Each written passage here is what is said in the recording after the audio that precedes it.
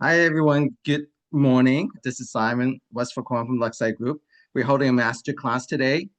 We are so honored to have Rebecca here from the Charlotte metro area.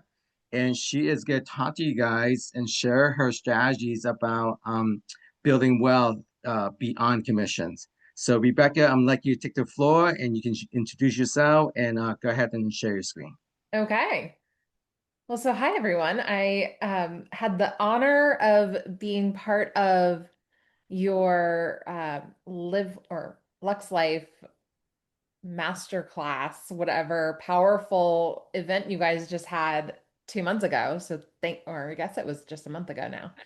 And then as a spin-off, I was asked to present to you all again. So thank you for allowing me time, Simon.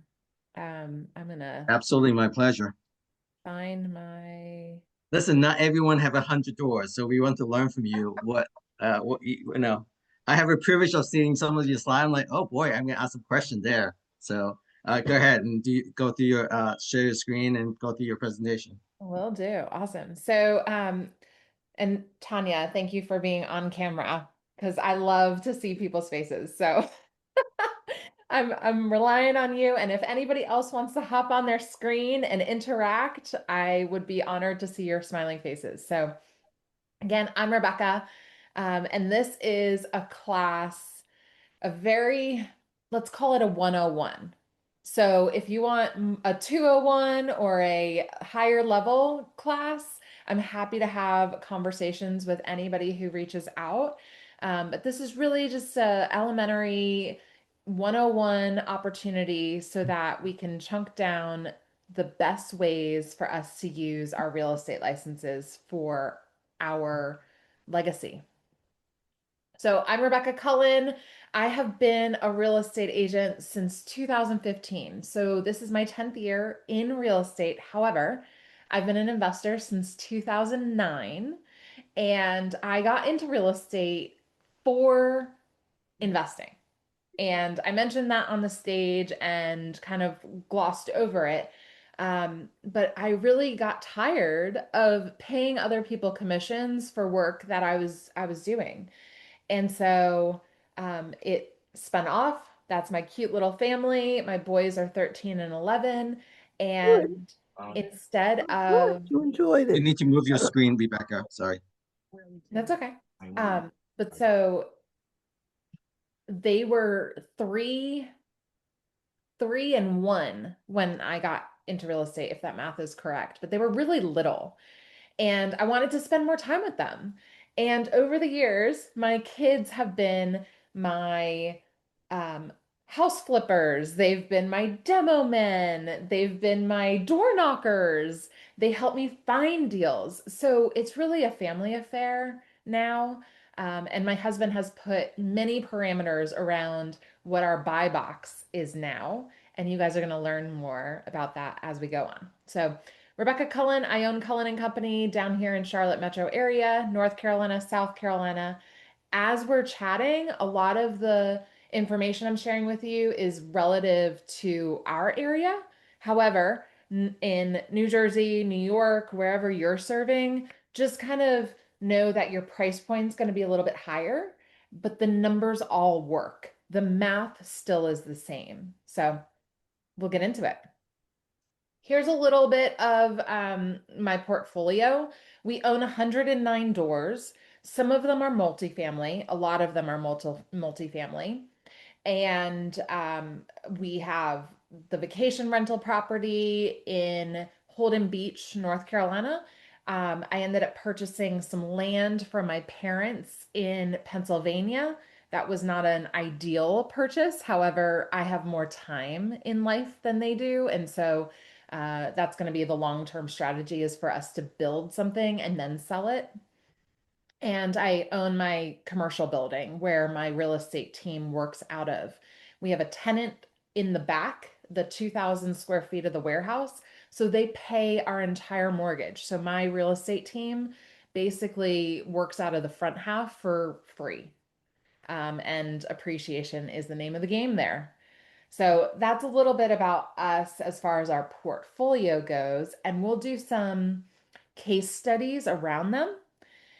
And really important to note, the numbers didn't work for us in 2023 and 2024 here in the Charlotte metro area.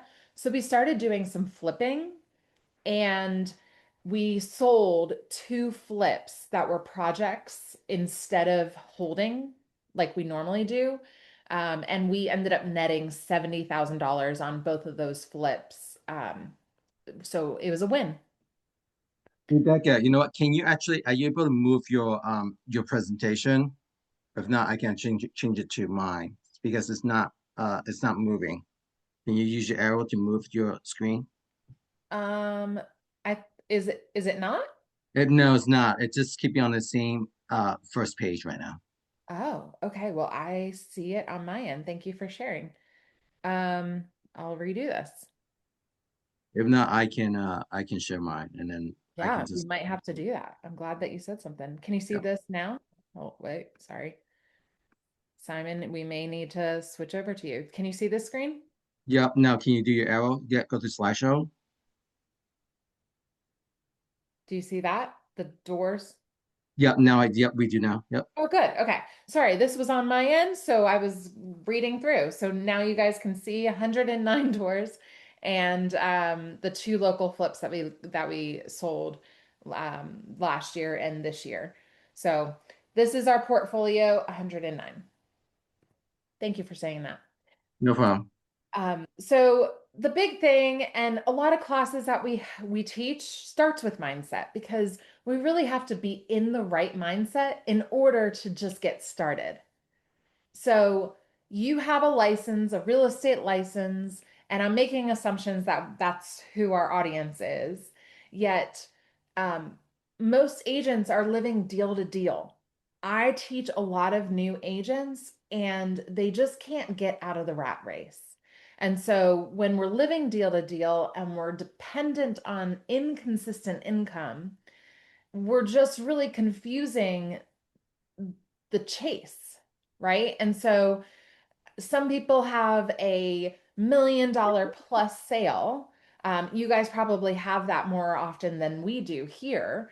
Average sales price here in Charlotte is about $448,000. So you guys are blessed with that higher average sales price and probably higher rent opportunity. And when you have a million, $2 million sale, you're confusing that $30,000 chunk of money with building wealth. And the reality is that's income and that's taxable income. And I have figured out ways with my financial planners, with my tax strategist around keeping more of that money in our pocket.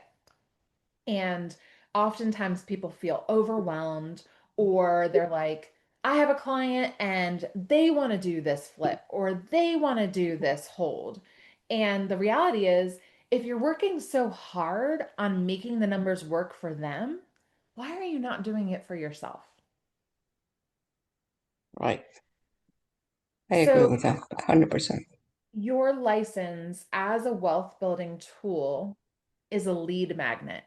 So if you don't get anything else out of today, hear me loud and clear. You are the buyer.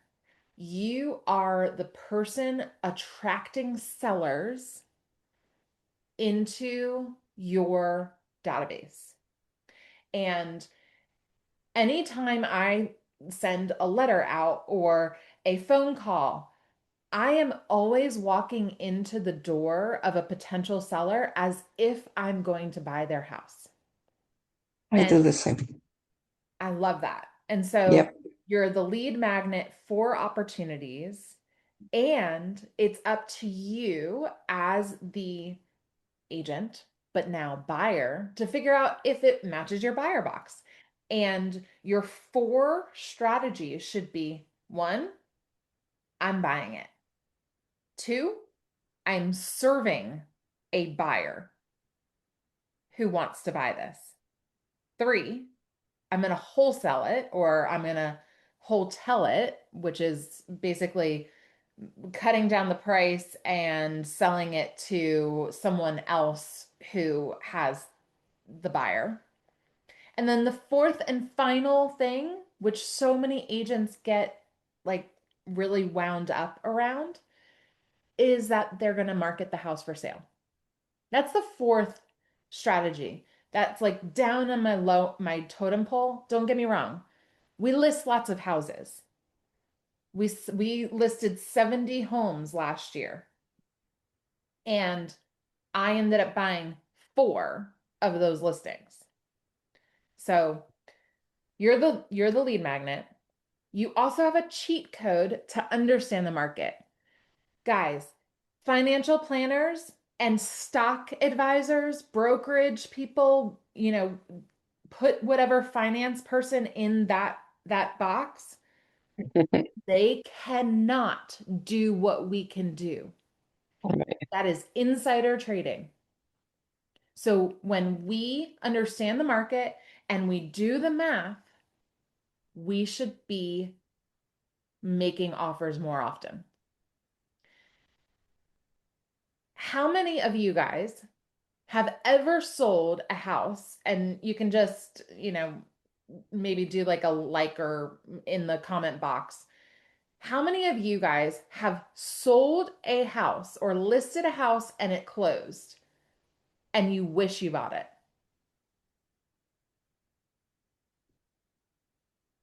I'm seeing a lot of head shakes. Yes. How many of you guys have personally sold personal property and years later you're like, ugh, I wish I kept that? Yeah, more head shakes. I can tell you, I sold 2 properties that I'm like, oh my goodness, what a disaster. Years later, it sold for $500,000 more than what I sold it for years ago. You are not just a real estate agent. You are a real estate entrepreneur, investor, and door opener. I tell people that I am their wealth advisor. I am not a certified financial planner. I am not an actual Wells Fargo wealth advisor. However, I am an income determiner for our clients. And the reality is, I am an expert when it comes to investing, and they would be silly not to work with me. So when you can get into that mindset and you can also convey to people why working with you is the right move, you are unstoppable. So your real estate sales business is not a retirement strategy. My coach tells me this all the time. He's like, when you go and you try to retire and you want to sell your database, what do you think you're going to get for it? Maybe $1 million. Maybe, because that's what I annually make is $1 million GCI. Maybe someone will offer me 25% in perpetuity. Awesome. Great. But that is not passive. That is still, I have to do something in order to do it. And the reality is, if I don't nurture my database when I'm actually ready and burnt out and ready to retire, like it's really not going to give me a great return. But the reality of buying a property every year for the next 10 years with the checks that you're making, that is the $30 million strategy. Every closing funds an asset. Create that strategy and that rule in your mind. Cash flow over closings. I used to play the equity game. Equity is literally like the stock market, where you buy something and you're watching the stock ticker go up, up, up, up, up. And unless you cash out, the equity does not matter. Right.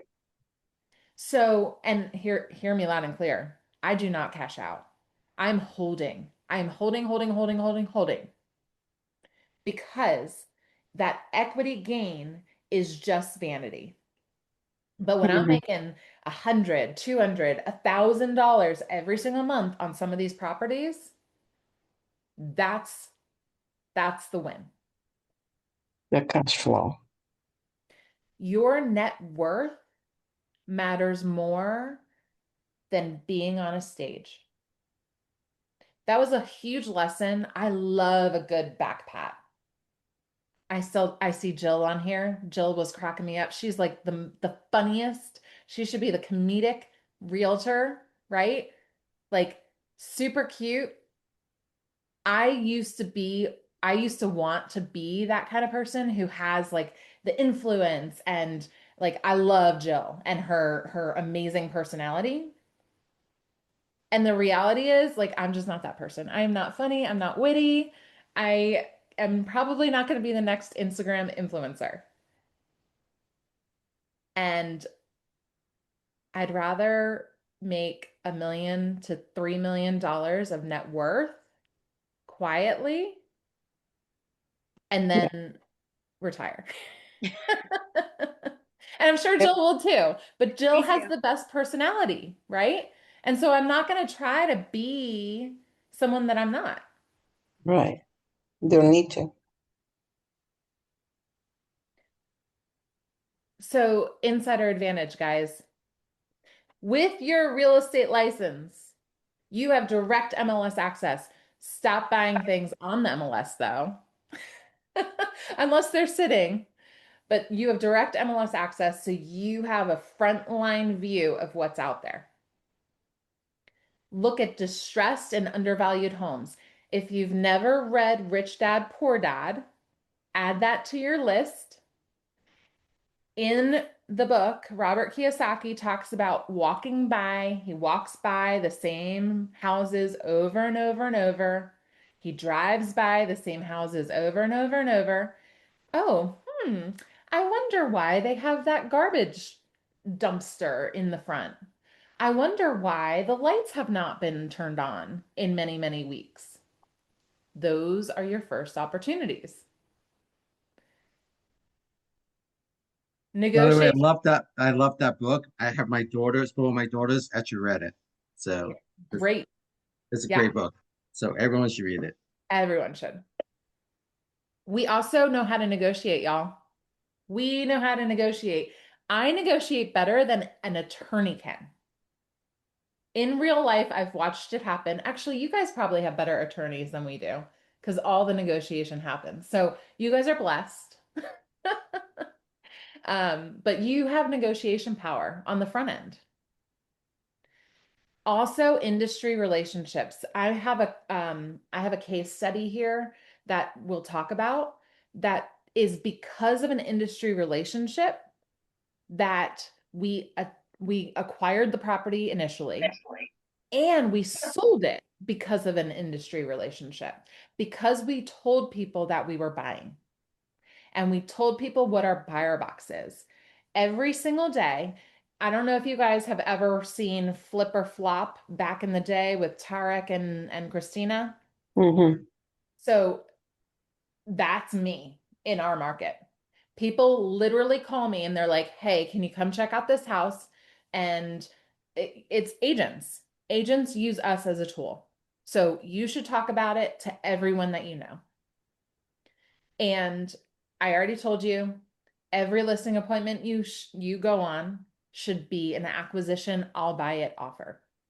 They will likely say no because the market's so great, but at least having it opens up more doors. And Your sometimes five, you never know because you know what? Because sometimes they might just don't want to have the hassle. well, and that's Show why show them open the door. property, right? Yeah. Yeah. Open Door did so well, right? People don't want to show their house. They don't want to stage their homes. They don't want you to come in and show to, the not pre-approved buyer. So to Simon's point, you just never know. Your 5 wealth pathways are primary home hacks. If you haven't done this, definitely take advantage of it. Buy a home every 2 years.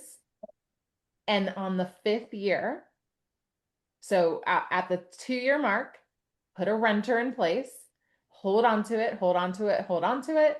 And then by the 5th year that you haven't lived in it, then you sell it. You will not have gains on your taxes as long as if you're not married, $250,000. And if you are married, $500,000. That's a lot of money, y'all. Right? And so every time you just put it back into another property or you hold it and then you make $10 million when you go to sell. But your primary home hack, that's one of the best ways to do it. Buying investment properties, of course, is a wealth strategy. Flipping, that's technically taxable income, but there are strategies to offset that. So if you want to have a flip, awesome, just to have it in your portfolio. They also make for really fun photos, and the journey along the way, because you can market and attract more and more buyers and sellers that way. But the BRRRR strategy, which is buy, renovate, rent, refinance, and then repeat. So there's another R. But in the last few years, BRRRR strategy has been challenging just because interest rates. However, if the cash flow and the cash out make sense, it's still a great strategy. We made a significant amount of money 2 times on doing the BRRRR strategy, like a significant amount of money. So that was great. And then partnerships and joint ventures. Oftentimes, I love doing things alone. Like I own an individual or a business as an individual, but the reality is partnerships make things go faster and further. And so be on the lookout for joint ventures. Maybe here's an example of a joint venture I've done. I have a cash buyer and I find the property for them. We close on the property and I get 10% just for finding the deal. He uses all of his money on the flip and the purchase, and then I list and get the 10% of equity. So in our market, if we're charging 6%, we don't have fixed commissions. However, if I'm doing 6%, I'm doing 6%. Usually I'm finding a buyer also because it's easy to do off market, great flips. That's 16% of the sale price that we're earning, right? And so then I just put it back into the bucket and do another investment opportunity. And then wealth through representing your own deals. So if I am selling something that I own personally, I'm going to put the sign in the yard, offer buyer agent compensation, and just move on, right? So here's this case study that I shared with you guys. This was something that came to me from an agent. Her client needed to sell this house in order to buy her next house, and I bridged that gap. So we made an offer way less than market value just for convenience. We let them live in the house for an extra 2 months while she was in the process of buying the next one and moving to the next one. So free rent. And we bought it for 194. This is in sweet little Fort Mill, South Carolina. And we put 20% down, conventional loan. Did not take a commission. And I immediately leased it out, even though this was supposed to be a flip. It was in terrible condition. However, another real estate agent asked me if I would be open to creating a safe house, which is what she needed.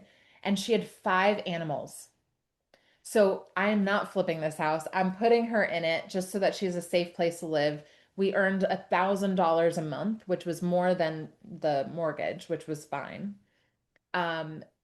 When she moved out, we we renovated it and then did a cash out refi. So we did the BRRRR, and I wanted to put it back on the market at that point. But we didn't. We found another tenant that needed it. And at that point, we were making $1,800 a month. And I renovated my office building with all of that cash out. We then sold it to that renter who didn't want to move and loved it so much. for 255,000. And I ended up having a 169% return on the investment. Rebecca, question to you on that one is that for you when you say you made $1,800, is that on top of after you paying your mortgage? Yes. The mortgage, and remember, like we're talking about 2020, like that. 2026. Yep. Yeah. Mhm. This mortgage was like $500. Okay, got it. Super cheap. Okay. And when I did the cash out refi, I think it went up to $800. Like that was free money. That was a no-brainer. Quick question. Yes. So the purpose of cashing out before you sell, because you reduce your equity by the time you sell, what is the tax advantage of that? Can you explain that? Yeah. So because it's a loan, there's no taxable, there's no tax on that cash out refi. So So by reducing your equity, you are reducing your capital gains. And therefore you don't have that 250 if you're single or 500 if you're a couple. Actually, it becomes more portable. Is that what it is? yeah, so if you really wanted to break it down, which is why it's 169% ROI, I only put 20% down. So remember, my cash in is Mm-hmm. 20% of the 194. Right, 38,000 about. Yep. And so then I pulled out $50,000 from the cash Right, out refi right, after the renovation. right. Which is a capital improvement. Correct. Okay. And it's under that But $500,000 threshold, right? Uh, right. and then when all was said and done, so let's say now I'm 88,000, whatever that math is. So Mm-hmm. $88,000 all Mm-hmm.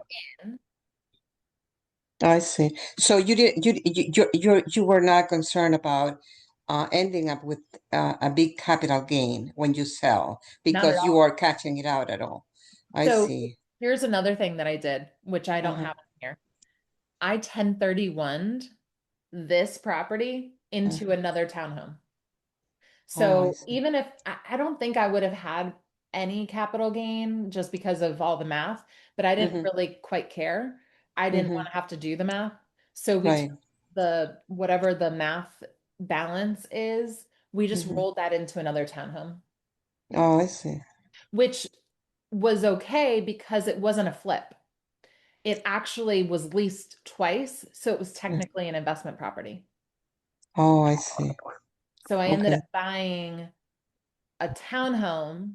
So now I own two townhomes in the same community, and Mm-hmm. I rent them out um like right down the street from my house. I keep pointing because it's like literally there. Right. But so this Okay. this is a win, right? Right, right. Making Yeah, with the more price. Yeah. great questions. So I have another case study if we get to it, but financial foundation, this is really important. This is why agents stay broke. Inconsistent income, Mm-hmm. no tax planning. So Right. if you're not tax planning every year, because of the opportunities that we have, uh, I'm getting back 30, $12,000, $30,000 here from the government. I'm paying quarterly, right? Because that's what we do as business owners. But at March, April timeframe, I'm getting money back because I have a tax plan.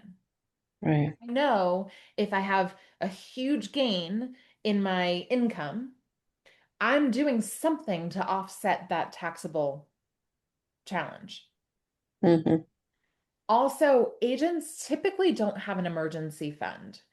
So I would suggest that you have at least 6 months. So build that nest egg of at least 6 months of an emergency fund just in case something happens.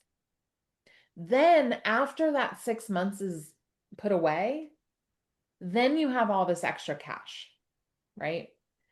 Also, lifestyle creep. I am definitely someone who loves nice things these days, but lifestyle creep is a real thing, especially when we're trying to keep up with the Joneses. Mhm. And then the other thing is reinvesting 100% of your checks back into marketing is not a long-term wealth strategy. Yes, it's good for building your business, but we already know our real estate business is not our retirement strategy. Mhm. Okay. So you have your financial buckets, you have your taxes. So assume you're going to put 30% away for taxes. Just pile that over there. If you have a tax strategy, don't get rid of this. Just know that you might get some of it back, right? So 30% we're piling away for our taxes. Then we have our business expenses. We know what it costs to run our business. My burn every month is $40,000 on my real estate sales team. I know it. So if I'm not making $40,000 a month in GCI, then I'm actually, why am I in business? That's just how Mhm. I know. Then I have my personal expenses. My husband and I know that we have to jointly figure out how to afford $8,000 of personal expenses monthly. And then we have our investment bucket. And our investment bucket, I told you 109 doors, that investment bucket is in a totally different account and it just runs itself. And it's a business and it's an entity and it does its thing. But if I have enough sales for the year, I know I'm going to be deploying investment bucket money in order for us to have our taxes saved. And we just know this. So, because we have the 4 buckets that we're already planning for. Rebecca, you invested in different states or only in North Carolina? Different states, yeah. So, So, and we'll go back to that slide that you guys didn't really see, but we so can. you're licensed in you're licensed in several states? I'm licensed in North and South Carolina, but I use real estate professionals across the country. Oh, okay. I highly, highly advise putting boots on the ground where you don't know. Right, right. Okay. So, 10% rule, every commission check, you should put away 10% towards wealth building. If you can get your 6 months of your reserves settled and you know that you're putting 30% away for your tax strategy, 10% should be allocated to your wealth building.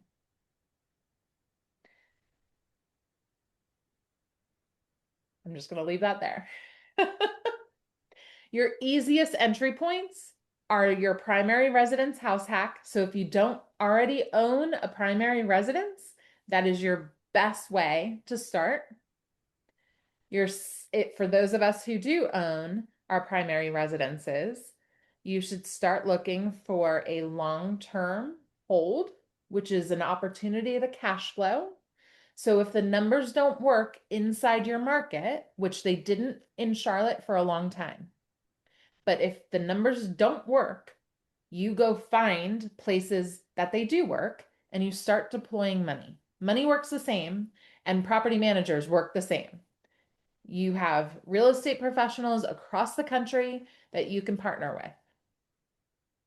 Um, I I bought a property in Ohio recently, and I can do the 1% rule, which is for 1% of the purchase price, I'm getting rent. So let's use great math. $100,000 purchase price, $1,000 rent. There are still markets out there. Oklahoma, Norman, Oklahoma has this also, where 1% works. Those are great places to deploy money. A silly question. How do you find these properties outside your area? I have agents that call me.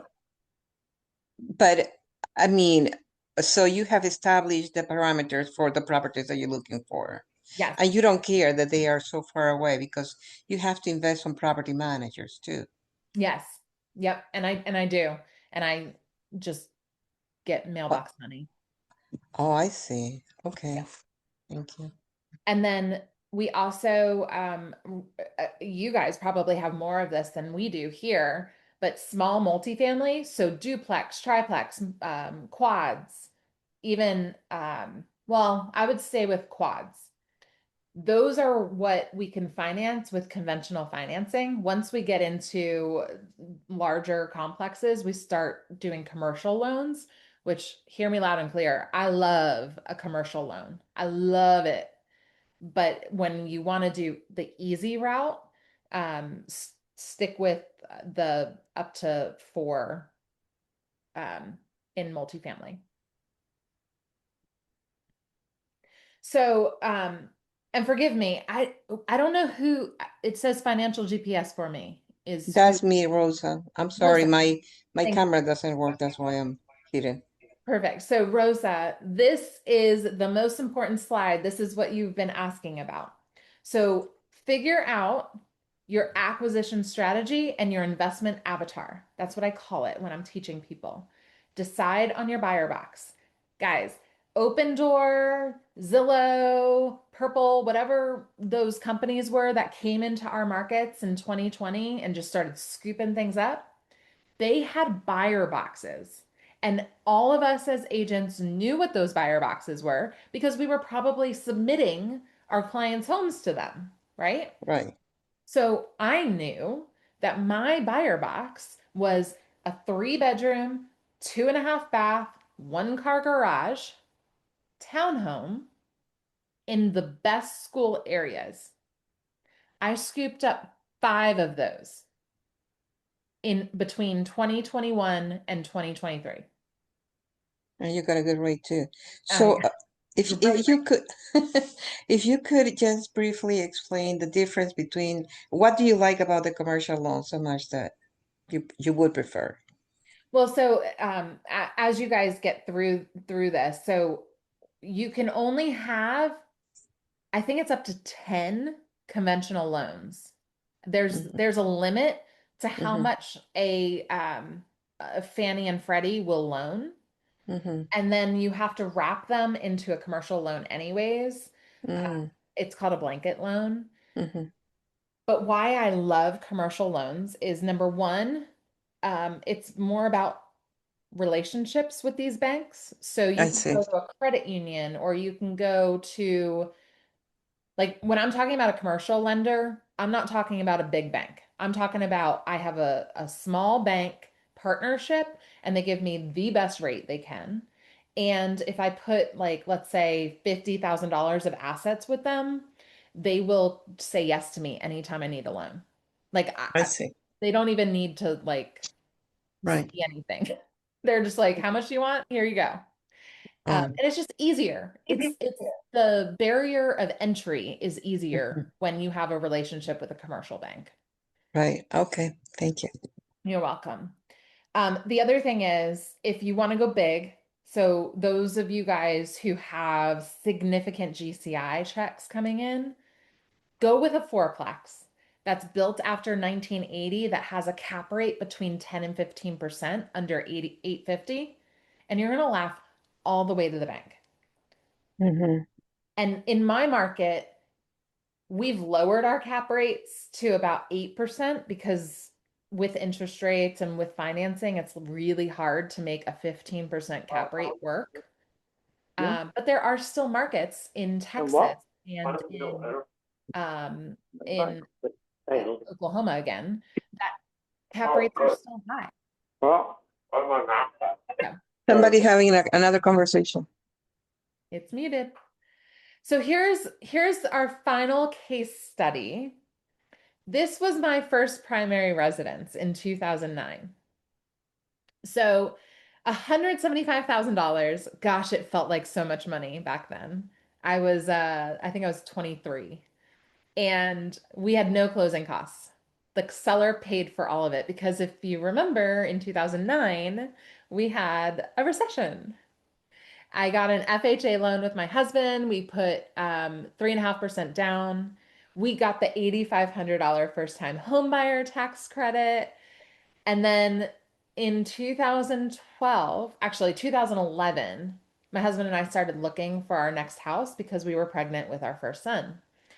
And we leased this house, this cute 3 bedroom, 2.5 bath, 2 car garage in Matthews, North Carolina for 35 and then finally $200 more than our mortgage payment every month.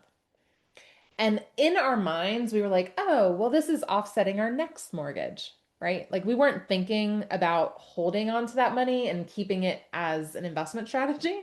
We were literally like, oh, now our mortgage at this new house is only $1,000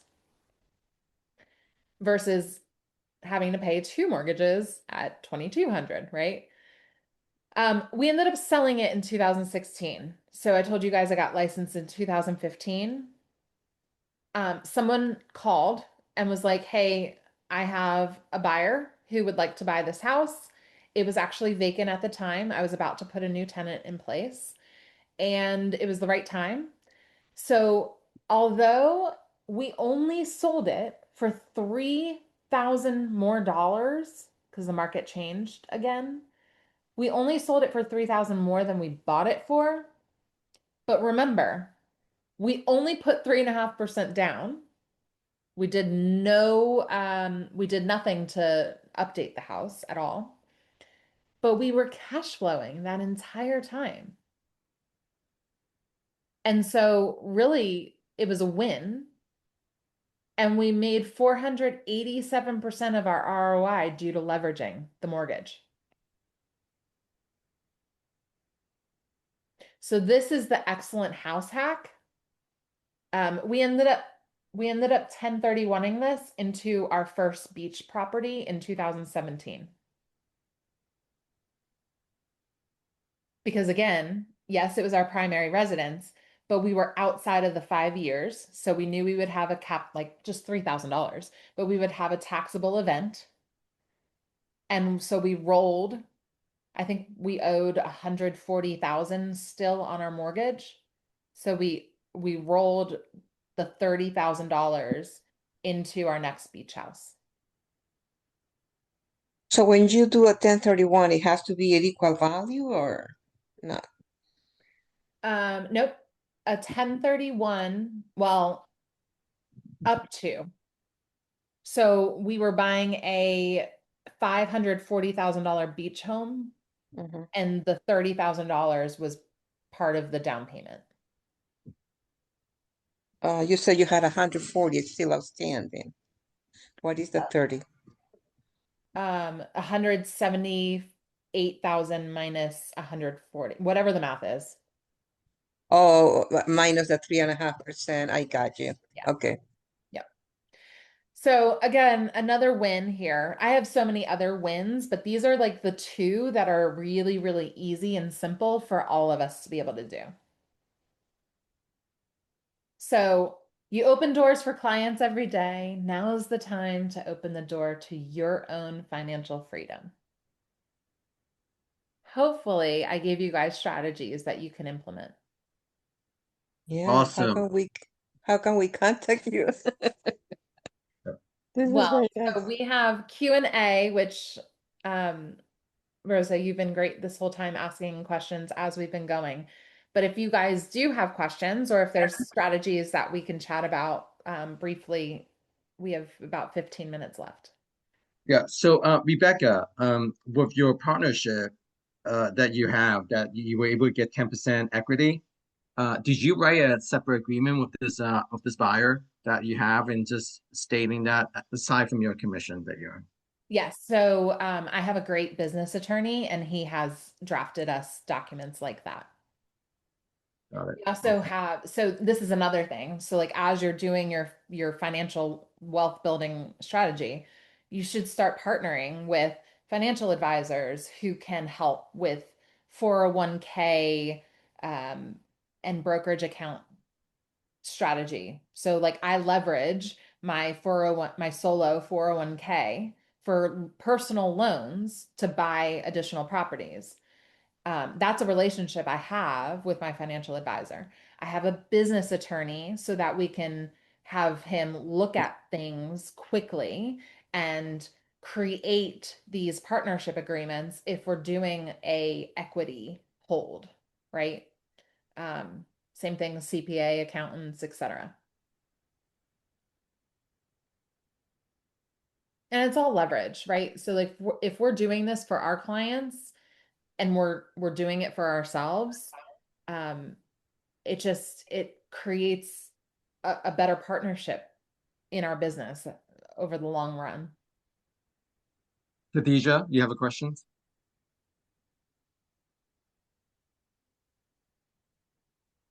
Yep, you're on mute. If nobody has a question, I have a question. No, Khadija raised her hand, so if you Oh, can okay. unmute.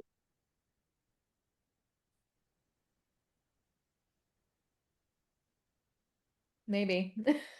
Okay, so while we wait for Khadija to unmute, you can definitely ask your question. All right. You mentioned you have a good negotiation strategy. Would you mind sharing that for us, please? I think just I'd never pay purchase price.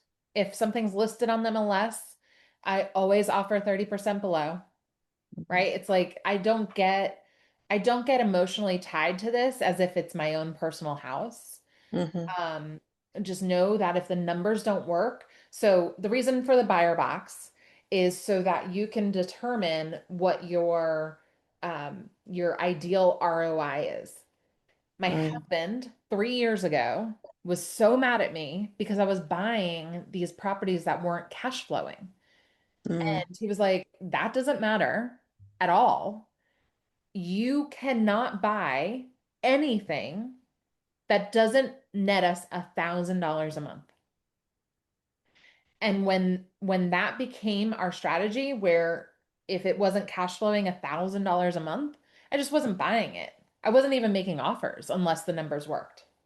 right. So being able to say no when it just doesn't work is fine. So what is the maximum down payment that you normally go for? Because that will determine, it will be based on that, right? It will. So I am blessed with a really strong real estate company, right? And so Mm, if I have a net of $200,000 GCI, and I mm-hmm, know I'm putting, that money back into investment portfolio, mm-hmm, then I can deploy $200,000 however I would like to. So if that means that I'm buying $1 million multifamily or $1 million VRBO, short-term rental, then that's where the $200,000 down payment comes in. Or mm, I buy three townhomes for $400,000. And, so I think it just depends on what opportunities are put in front of you. mm-hmm, And then also if it's within your buyer box. mm. Okay, good to And know. Khadija, are you able to ask the question, or you unable to unmute? I don't see Yeah, her right. I have another question. If Yeah. she's not able to get on, your 75 unit multifamily. Talk to us about how did you um get about it, finance it? Did you have a partner, and an investor to do this? Yeah, so that 75 unit is also, it's a partnership, and I put 175,000 towards it.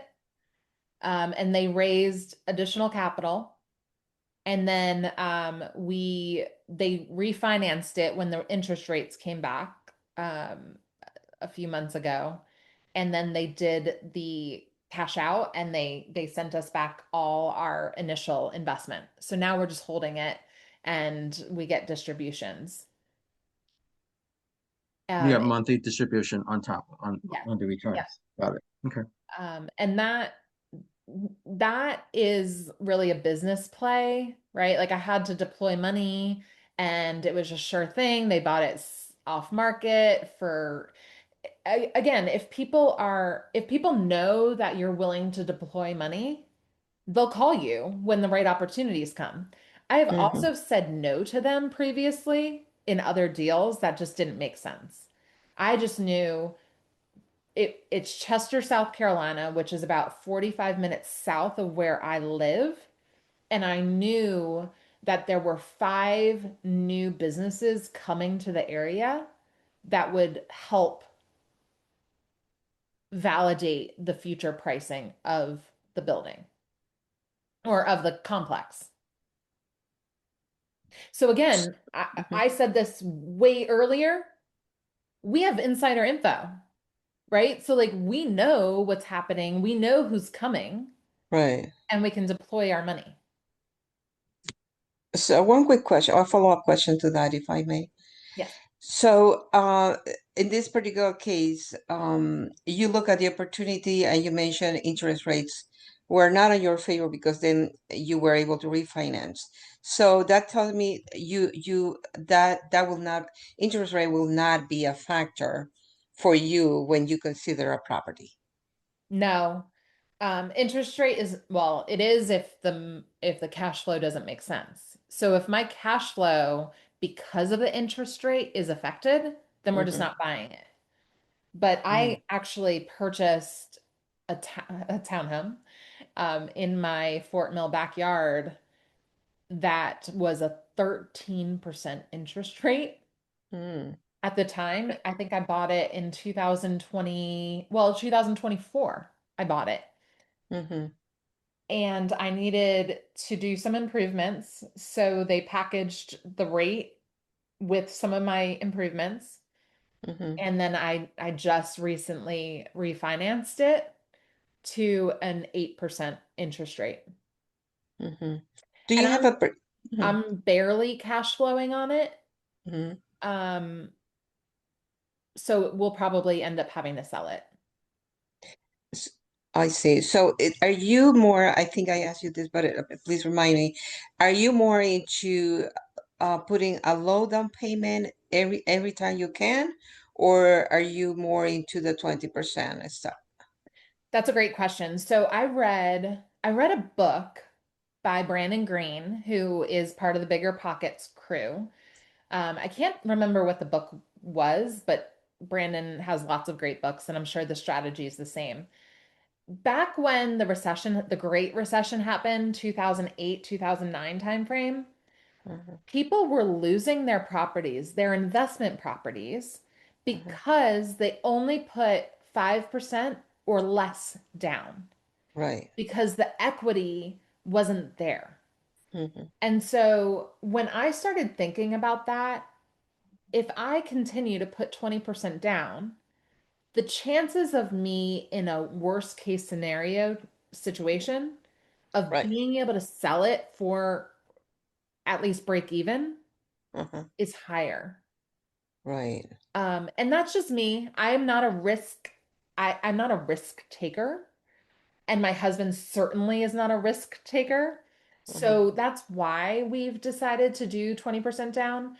But don't get me wrong, I've had scenarios where we've done 3% down or 10% down and ended up winning. Um, Right. but I just don't want to get stuck with any of our properties that we can't sell. Right. Right. I see. That's good. Yeah. I also, and Simon knows this about me, I'm a avid learner, and I Mhm. love learning from people who have made mistakes. And I love taking their failures and like just taking that lesson and saying, okay, I won't make that mistake either. And you said that author was Brandon Green? Brandon Green. Yep. No, Brandon Turner. Brandon Turner, the one that you were talking just about. Bigger Pockets. Maybe I just mistaked. It's Matt. I think it's Matt Green and Brandon Turner. Okay. The Bigger Pocket guys. I can't believe I can't remember his name. I'm gonna look it up now. But it's the Bigger Pocket guys. Brandon Turner. This is recorded. It's so funny. Yeah, it's Brandon Turner. Okay. And Matt Green is his business partner. Okay, thank you. You're welcome. Any other questions? That was awesome. I just want to share a story when you say that that when I say you never know, we actually we do a lot. We used to do a lot of flipping, right? and we went into an appointment to go see a house. And the best how to purchase is someone who actually like who's been there a long time and who's a hoarder, and like because the house like you can't see through anything, and then that then it's gonna either they're not able to clean up the house or they just want to sell it really quietly, right? Yeah. And I know that Rebecca, you and I think the same thing. The first thing you think is like, do I want to buy this house, right? Before you say, okay, let me switch it to the conversation. So we had the conversation. I'm like, look, you know what? I think I want to buy this house. And we bought the house, and we know that we were gonna do a renovation and flip it. And but because it was a high dollar value, and we put about, I would say about $200,000 of renovation into it. But when we sold it, we gained tremendous amount, over $500,000, right? But by having that gain, we use it to buy other property that now we are get whole. So like it's okay sometimes to flip, long as you have a plan to hold it, and then you can like making sure that you can rent it or wherever eventually you do, and that's good, that you can actually build a wealth that way. So it's really true that you never know. So when you go to an appointment, go to listing appointment or any the appointments, first thing you should think about is this a good investment for you, right? So and would you want to purchase it and how you can see it, and see a bigger picture as well. No, Yeah. absolutely. I love it. Are you with Keller Williams? I am. Rebecca is with Keller Williams. Yes, correct. Oh, Yep, okay. it's right down the bottom. Yep. We are age agnostic, so we work with everybody. We talk to everybody. So each time we have a master class, it's a different brokerage, pays on the topic. So thank you so much, Rebecca, for your sharing today. Her information's on the screen with her phone number, her email address. Please do get in touch with her for this topic. Or also, if you have any referring, going to her way, or just making sure you remember she's right at Charlotte. She's right in the borderline between the two Carolina, so she could definitely help you, and she has a team out there. And then also, thank you for attending today at the masterclass. If you have any other topics you want to learn or hear about, please email me directly at simon@luxiderealestategroup.com. We're happy to get those on. We generally either do AI, social media, or how to get listing, all the different things that you're currently thinking about. Let us know. We'll be happy to bring someone on who's an expert, just like Rebecca, and have them share the information, and you can actually get some nuggets out of it. Are you also with Keller Williams, Simon? I am not. I'm actually with EXP, but Rebecca and I go way back. We know each other for a long time. We also go to a different mastermind separately. So that's when you get to know people. Like relationship is really important to build. Just like how she says she used other real estate professional other than her state. So she knows people in Alabama. She knows people in other places that she have bought, because we go to all these different events. We go to different mastermind. We go to, we just know each other. And when you build a relationship, and when someone thinks, oh, you know what, I have something that's valuable that may make sense to you, that's how she got those calls, right? So always Right, but I don't think we got your information, Simon. Oh, my information? I'm always here. Well, when you get the email, you should have my information. So you can get in touch with me, Simon at luxiderealestategroup.com. My number is 973-489-8885. And you can definitely get in touch with us. Also, you can get in touch with by info@luxiderealestategroup.com. Send us anything that you want to talk about. We'll be happy to get someone who's an expert on it. Because we love to share. We love to collaborate, because that's, there's enough of business and everywhere. So definitely it's great to get everyone level up for 2026. All right. And Rebecca, Simon thank you again. You're welcome. Simon, you have the slides, so feel free to share these. People are asking if they'll be sent out. Yes, please. Sure, absolutely. I can definitely, for those who attended today, we'll share those slides. No problem. Absolutely. We have them. Thank Bye, you. y'all. Thank you. Bye. Thank you. Thank you for bringing. Bye. Have a great day. Have a happy holidays, everybody. Bye. Happy holidays. Thank you. Yes, happy holidays.